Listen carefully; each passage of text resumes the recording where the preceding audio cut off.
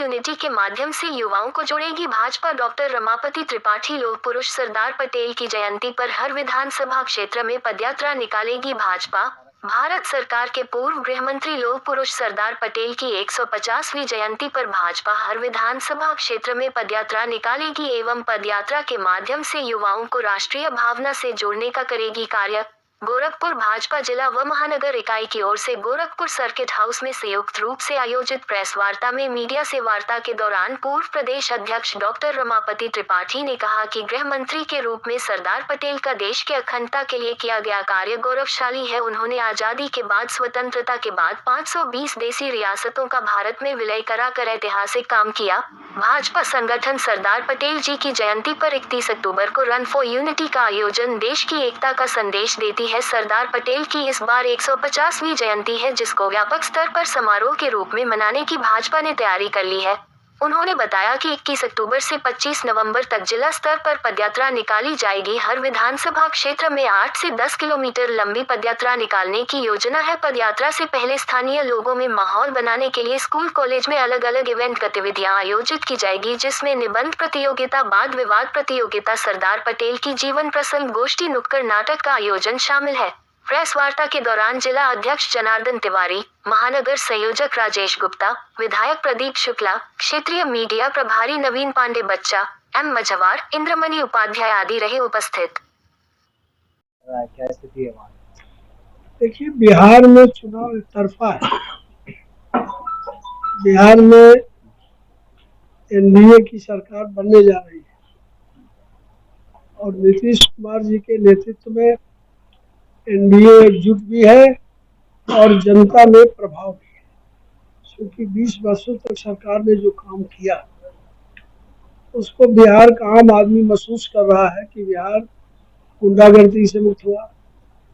आज वहाँ पर जो अराजकता है वो खत्म हुई, तो भ्रष्टाचार है उस पर अंकुश लगा और कुल मिला के बिहार प्रगति के दिशा में आगे बढ़ा और देश के अन्य राज्यों की श्रेणी में खड़ा होने की स्थिति में आया। तो ये जनता समझ भी रही और फिर से सरकार बनाने भी जा रही है।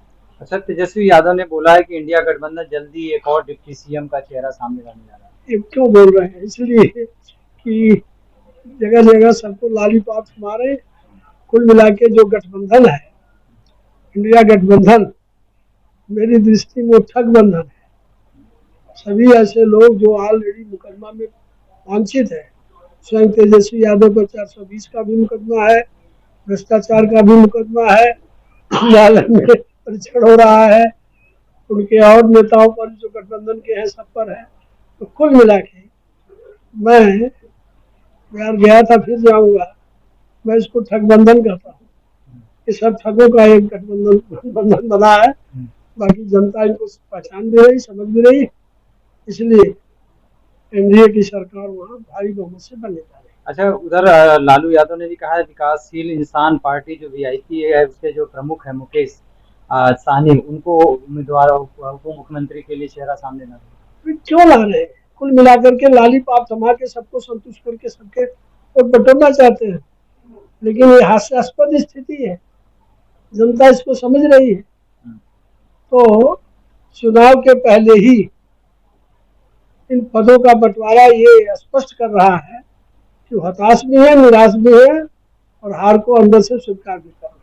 अच्छा, चिराग पासवान ने एक ट्वीट किया है अपने अकाउंट से। उन्होंने लिखा है कि 2005 में मेरे नेता मेरे पिताजी रामविलास पासवान जी जो है मुस्लिम मुख्यमंत्री बनाने के लिए अपनी पार्टी तक को कुर्बान कर दिया था, उसके बाद भी जनता ने उन्हें नहीं स्वीकारा।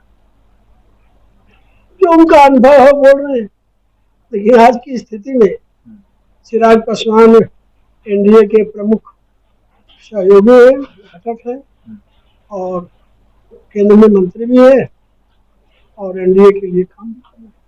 क्या वोट चोरी का जो लगातार राहुल गांधी यात्रा लेके चले तो उसका फर्क कुछ दिखेगा चुनाव में? वोट चोरी का कहना और साबित करना, कोई प्रमाण तो नहीं दिए, उसे तो चैलेंज करके कहा चुनाव आयोग ने कि आप उसका प्रमाण दीजिए।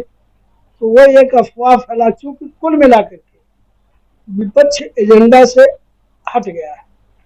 विपक्ष केवल भ्रम फैला करके, अफवाह फैला करके जनता को दिग्भ्रमित करना चाहता है उसके पास में कोई मुद्दा है, न नेता है, न नेतृत्व है और न विकास करने की